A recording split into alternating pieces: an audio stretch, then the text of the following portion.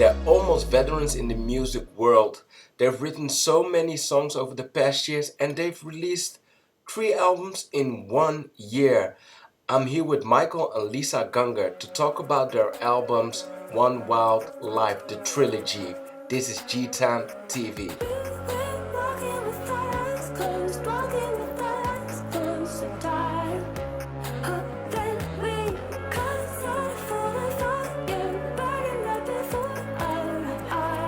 So guys, let's start talking about your music. Why did you guys release 3 albums in 1 year?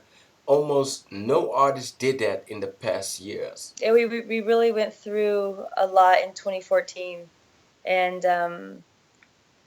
it was just kind of what felt like mass chaos for a while for us in our lives. And so when life is tumultuous, we find ourselves writing, and we find it's very therapeutic for ourselves, and almost like we haven't fully dealt with something until we can get it out in song. And so we were writing a ton, and we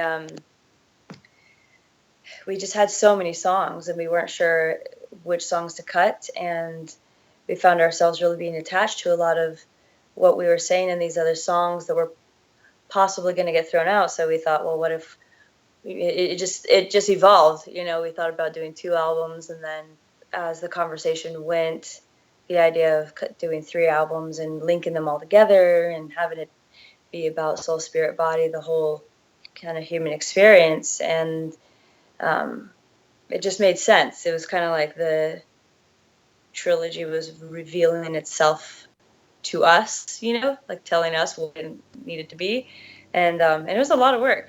In 2014, we had a little girl, and she's thank you. She's amazing. She's so fun. I was actually just at a coffee shop with her, and I swear everywhere she goes, people are just drawn to her. A little light, a little piece of happiness walking around. But the thing we didn't know when Lucy was born is she had 2 heart defects, and she has Down syndrome. And so we were totally thrown into this unknown world. We didn't know if she was going to live or what her life was going to look like, even if she survived, you know, how her heart was going to hold up. So we were totally terrified. I know it sounds really dramatic, but in many ways we thought our, you know, kind of life as we knew it was over, and we didn't know what kind of therapy she would need, or so we're just in this state of panic. And through that, through her surgeries, and through so many lessons on what suffering does to us and pain, and it kind of, her life has opened up this other side of life to us, and still does. I mean, we talk to people all the time about what Lucy's done in her life, and she's amazing. I mean, through her birth, and she's only 2 years old, so through the 2 years that we've known her, she's been one of the best things that has ever happened to us. So we had a lot to say about that, about what we're learning through her life, and we had a lot to say about these struggles that we've gone through and what we feel like we've been learning. And so that's why we didn't really want to shut down some of the other songs that we were saying. They realized that, like to look at this little girl, there's so many parallels, right? Like, we look at life and we want it to be different than what it is, because there is suffering, there is pain, there is racism, there's all these things that we don't like how it is. But so often that we also miss the beauty and the magic of the world. So that's what we wanted to write about. When you listen to all the songs of One Wild Life, all the 3 albums, which songs touch you the most when you listen to them? Some of the most meaningful or most emotional to me. It's weird because they all have something that they all made it to the record because they really do have a place in our hearts, each one of them, for some reason. The Lucy song "Light" is always a real emotional jerker for us. And the black inside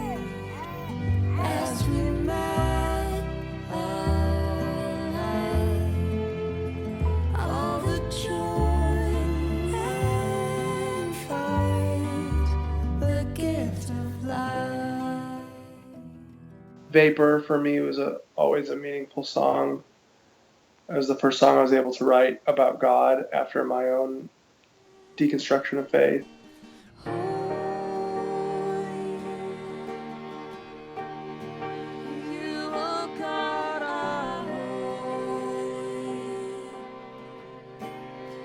Trees clap their hands for you. Oceans they dance for you.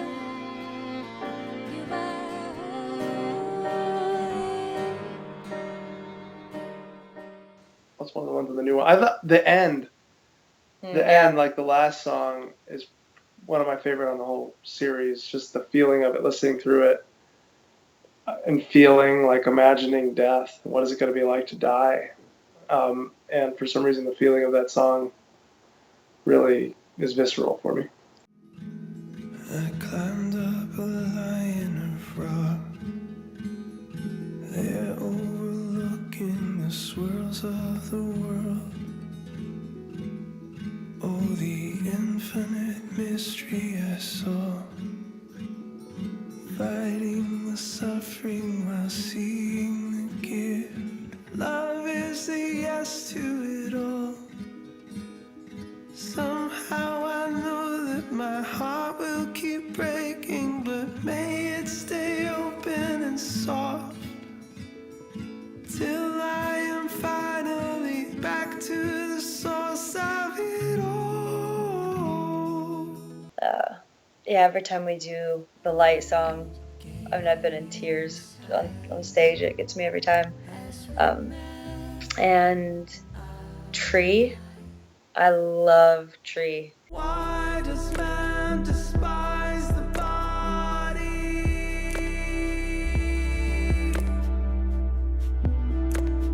Are we just afraid of death? Or maybe we're searching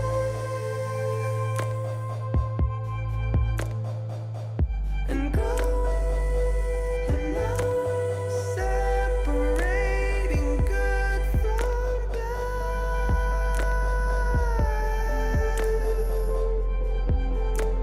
Or maybe we're just tired of hurting,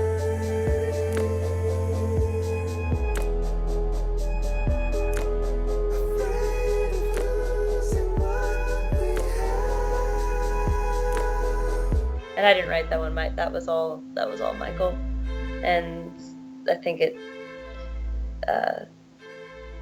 it's very important, even for what we're going through now.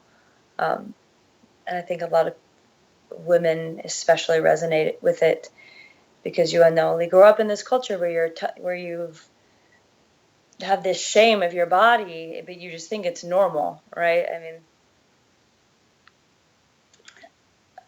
speaking to the beauty of the human body just as it is so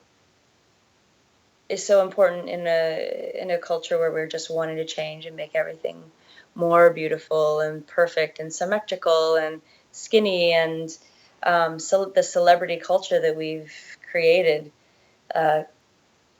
kills our beauty, the natural beauty of the human body.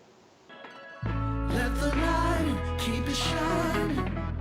Let it break into the darkness. All the love dares us to see. We'll all be free. In these desperate times, love will hold us here. From the new album, the track with Michael Matthews, Free. Na, na, na, na, Yeah, da, yeah. da. Yeah, Really this love is that song. William William Matthews. Matthews. William Matthews, I'm sorry. Yeah. With William Matthews. I really love that song. How did you guys write it? Together with him, with William, or? Yeah, William and I actually wrote that song, and it was after watching. I was sitting at the piano and I had just watched different videos on the tragedy of police brutality And in the face of so much racism, I was feeling very saddened and like there was nothing I could do about it. And the feeling of, whoa, are we moving forward? Are we changing? And so William and I had been wanting to write a song together for a while, and I felt like, I mean, he grew up in Detroit, and which is a pretty financially mm-hmm. depressed place right now. Yeah. And yeah, a lot of racial tensions, and there's a lot of disenfranchised and oppressed people. Yeah. And even he himself within his own music has felt that oppression of what he can and cannot say. Even, him telling stories to us of walking into a building and being treated differently than everybody else, or someone inviting him on the stage because he's black and they just needed someone who was black on stage with all the white people, So I was like, all right, I need William's voice in this. I feel like we need to say something together. So even in that, I felt the need for